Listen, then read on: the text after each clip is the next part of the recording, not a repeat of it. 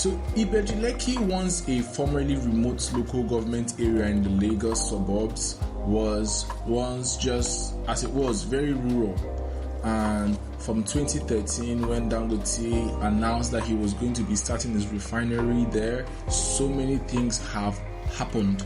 And shortly after that, or before that, the government had declared that that area was going to be a free zone, and they actually divided it into 4 quadrants, which the Dangote Refinery sits on one of those quadrants, which is the southeast quadrant.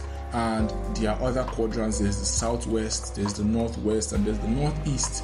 So all of these areas have come to be the free zone. The Dangote Refinery, which is the major reason, I think is the most expensive there. It's the most expensive investment there in Ibeju Lekki.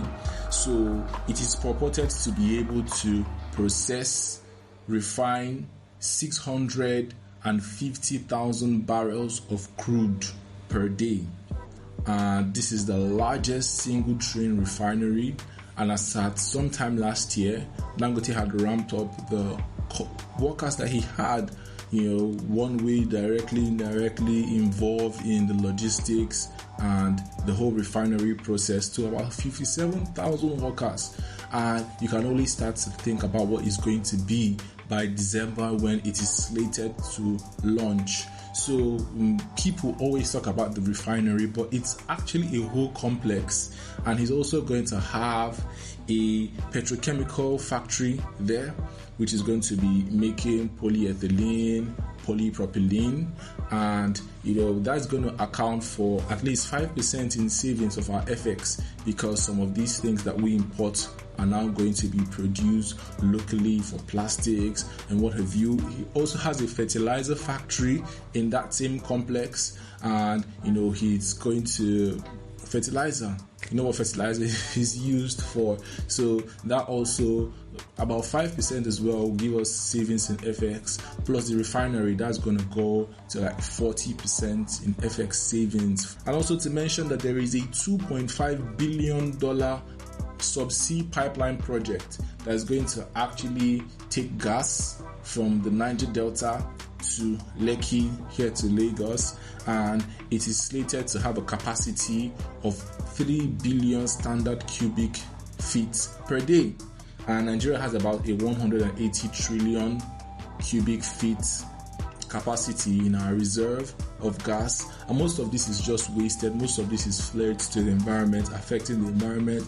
But Dangote wants to tap into that market as well, to serve both our local needs and also to feed his factory, to feed the fertilizer factory, and all of the other domestic needs around that area that we call the free trade zone / Ibeju Lekki. So this massive investment that's not just going to affect Lagos, but it's going to affect the whole of Nigeria, is going to be slated at Ibeju Lekki. So I don't need to tell you how much it moves the needle in terms of development around that place, in terms of the kind of people, the commerce that's going to happen around there, the expatriates, the factories, the commercial activities around all those places. So that is going to impact, because the refinery is not just serving Lagos, it's serving the whole of Nigeria. And he has come out to say that they are also going to be relying on just 20%. They're going to be relying on cargo moving, just 20% of cargo moving by road. It's going to make use of the waterways as well to move to in and around the country to transport, because the National Association of Road Workers came and met him, and I think they have an understanding. So for those of you that are a bit concerned, I am concerned about the thoroughfare, because Dangote has not really proven to be somebody that has taken a lot of responsibility in the past, looking at his cement industry. But also coupled with the Green Line rail that's going to be there and the expansion, I think I'm getting ahead of myself. So that's Dangote Refinery, one of the reasons why you should invest in Ibeju Lekki.